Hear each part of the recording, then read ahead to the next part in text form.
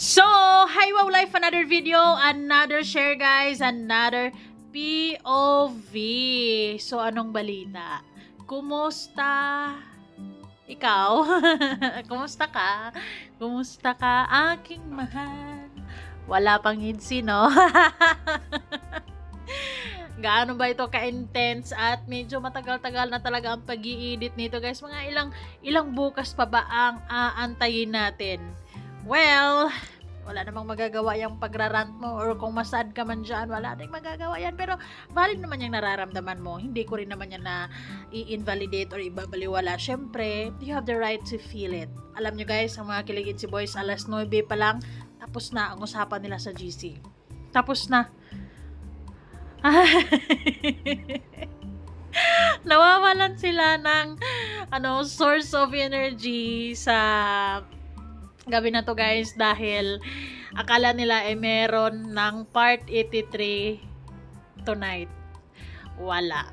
Anyways, di bali na kasi meron namang bulong, legit na bulong si Kalinga Pido. Si Kalinga Pido kapag nagsabi yan, kapag siya na mismo nagsasalita, siya na nagsasabi, ako, yung tiwala ko sa kanya, 101%.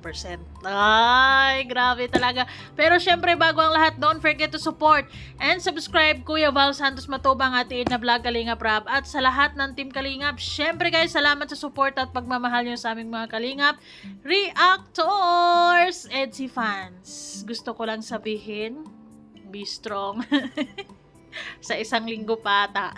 Ang part 83, nako, walang EDSI guys, pero magkasama naman sila. So, how do you feel? Magkasama silang dalawa guys sa pag-i-scout. Ang pogi ni Kalinga Pido dyan, no? May pamasel. So, legit yung bulong na yan dahil magkasama naman talaga sila dyan. Pak, look at them. Very happy.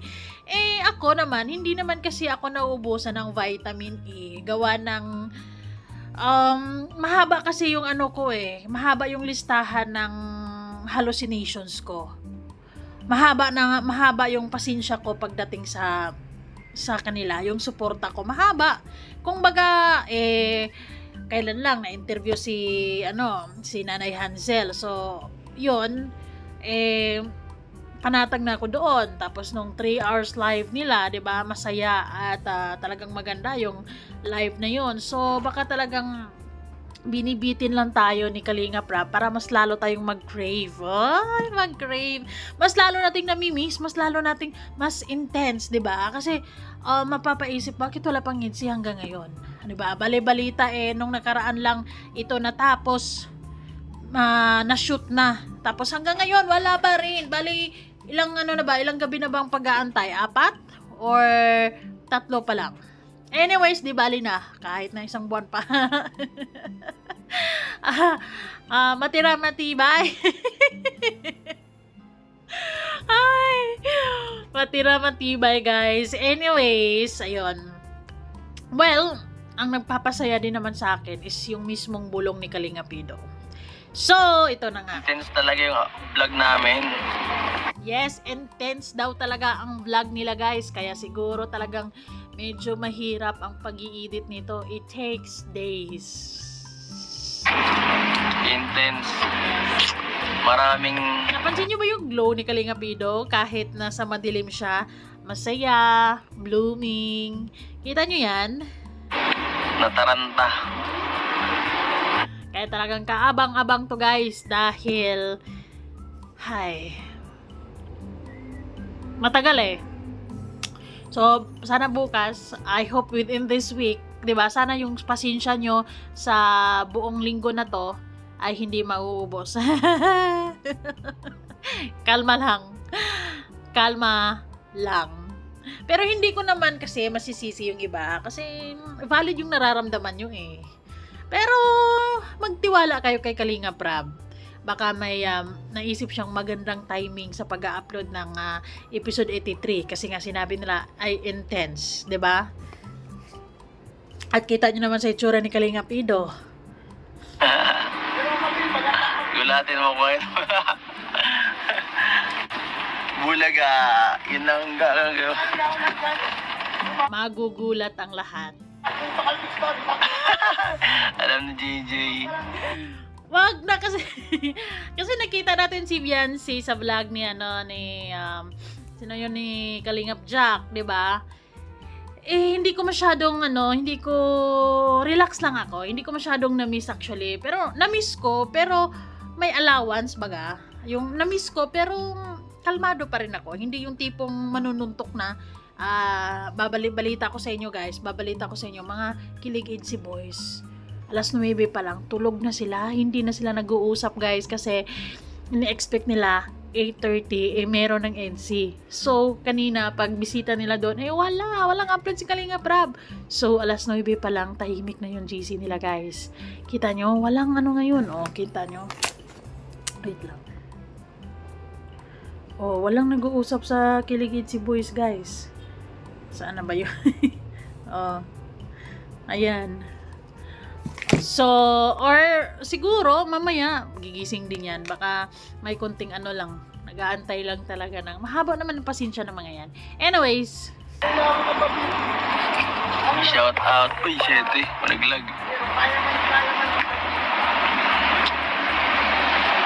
Hi. Part 84 na yata. Hindi na part 83. Tapos na yata. Kalinga Pido, part 83 pa lang yung inaantay namin, Kalinga Pido. Tayo ni.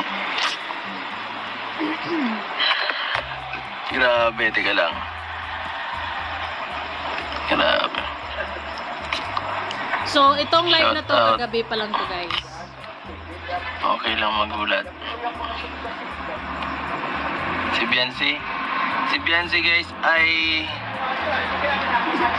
naandito kanina. Kaninang umaga guys. Yan ang balita. Wala pong EDC pero kasama namin siya kanina. Walang EDC pero magkasama sila. So, galing yan mismo ni Kalinga Pido and maniwala kayo, totoo yan. Hindi yan basta-basta basta lang maging masaya kayo, totoo yan. 'Di ba? Totoo. Ay, walang EDC pero magkasama sila sa pag-i-scout. So, I think for me, yun yung nagpapagaan ng loob ko. Yun lang yun. 'Di ba? Magkasama sila sa pag-scout. And I hope it makes you feel better. hindi pa rin sapat. Hindi pa rin. Okay. What makes you happier now? Alam ko naman, naririnig nyo na rin yung mga bulong. I think for me please yung iba kasi ay hindi na masyadong naniniwala sa mga bulong-bulong. Pero dito, sa sinabi ni Kalinga Pido, ay I can guarantee na nararamdaman ko na 100% is talagang totoo talaga na magkasama sila. With picture na nga yan 'di ba? Bumibisita ata sila doon sa magkakapatid, yung tatlong magkakapatid. And tara!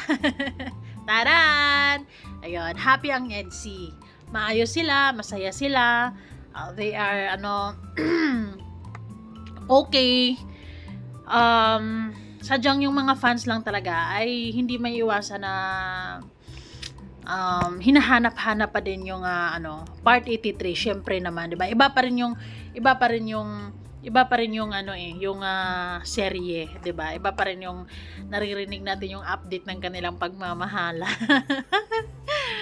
Ay nako, pero ako naman okay na ako diyan. Diba? Pero mas masaya nga lang pag may part 83. Pero nga lang, wala pa. So, ano magagawa natin? So, ang gagawin natin is maghintay. Kumalma. Dahil baka meron pang ini-edit or baka meron pang kailangang anuhin si Kalinga Prab. Basta, para sa akin, magtiwala tayo kay Kalinga Prab. EDC is real. EDC is happy. And there's no problem.